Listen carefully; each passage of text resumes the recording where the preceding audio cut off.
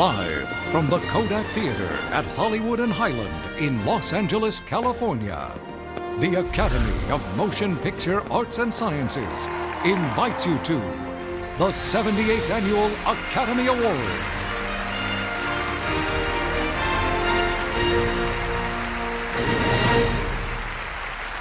That's me, Simon, attempted rebooter of Moviedrome and duck comedy Quacko.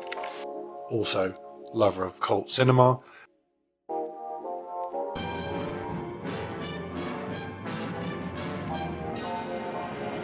I grew up in London in the 1980s. I loved film and was exposed to all types of cinema. Luckily enough, I was able to see this via television and in cinemas, when it wasn't too expensive and, well, basically you're able to see pretty much what you wanted. I also wasn't really interested in awards or award shows, to be honest with you, as I grew up. I did see Citizen Kane at about the age of 11, but in truth didn't fully understand its brilliance until much later. My relationship with Oscars started in my early 20s, believing it to be the highest recognition of talent in film. Oscars' relationship with me, however, started really with ordinary people. See, the day I was born was the day that it won Best Picture.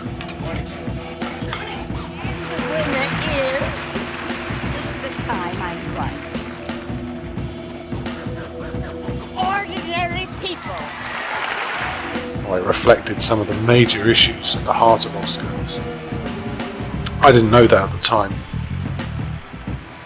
I remember initially thinking how it beat David Lynch's Elephant Man, which is an amazingly dark biographical picture that is as much about the human animal as it is about John Hurt's prosthetics, which are fascinating in themselves. Roman Polanski's Tess, which is for me overly zealous, rather dreary adaptation, and of course Scorsese's Raging Bull. For many, that is his best film, and to be fair, his most political analysis of America, Italian-American males, and personal destruction. Anyway, that said, he started me asking questions about Oscars. The Academy Awards began in 1927 and were the idea of Louis B. Mayer, then head of MGM. He certainly wanted to give the films being released at the time a boost in sales and publicity, but the awards were also something else. They were organised by the industry to take on the labour unions.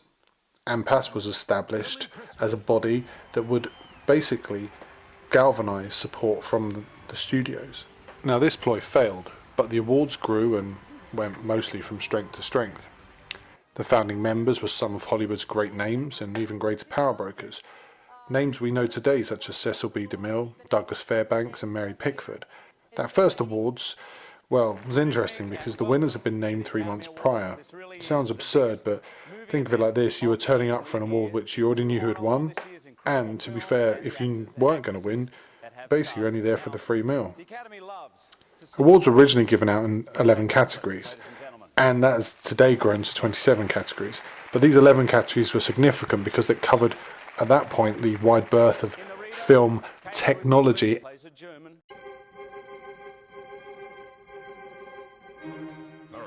Wings became the first film to win Best Picture. Paramount and Lucien Hubbard were the awards recipient, that is, the Best Picture awards, because they were the producers. To be fair, it was the best film out of the three that were nominated, although there was some controversy around the nominations, and specifically the fact that Wings wasn't the only film to win a Best Film award that night, but I'll come to that later on. It was nominated for 2 awards and won both. The film literally takes Clara Bow, known as an It Girl because she appeared in a film called It Girl, that's where the term comes from. But it took her into the First World War. She's in love with a man, but he's completely oblivious to this, as most men can be. He loves another and competes with his best friend for the affections of that said girl. When both of them go to war, Clara decides that she has to go along with them.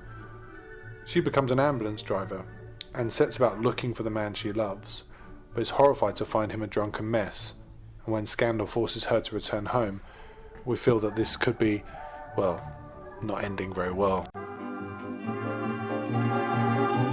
9 months to shoot and was both a critical and commercial success. It featured 2 major stars in Charles Buddy Rogers and the era sex symbol, as we've discussed, Clara Bow. And it also had a very young Gary Cooper in it, so it had some pedigree. Now, some would say it was the first acknowledgement of the effects of war on the public consciousness, but I think that's rather over making the omelette. It's a compellingly told tale of the effects of war, the power of love, and, to be fair, the devastation that was riffed across Europe. It has some spectacular set pieces, and one scene in particular, which is the literal obliteration of a village by a bombing raid, is absolutely stunning and still holds up well today. It's even more effective because Clara Bow is literally in the middle of it as it's happening.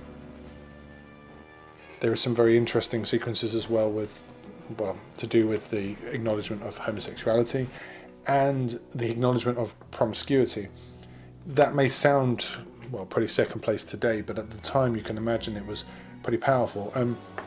Significantly, this was just prior to the Hays Code, so there was discussion, more frank discussion of sex and sexuality than would come later on. We also have to deal with the fact that the awards at that time were really dealing with priorities, as that is the studio priorities, money, audience, and the specific politics of the studios themselves. If you see the first awards, every film that made money and every film that was financed by a major studio won something. I mean, Fox and United Artists, who had also backed AMPAS, won, and won well. But it's significant to see that the film that did the best box office, that's Wings, was the one that was highest rewarded with the Best Picture Oscar.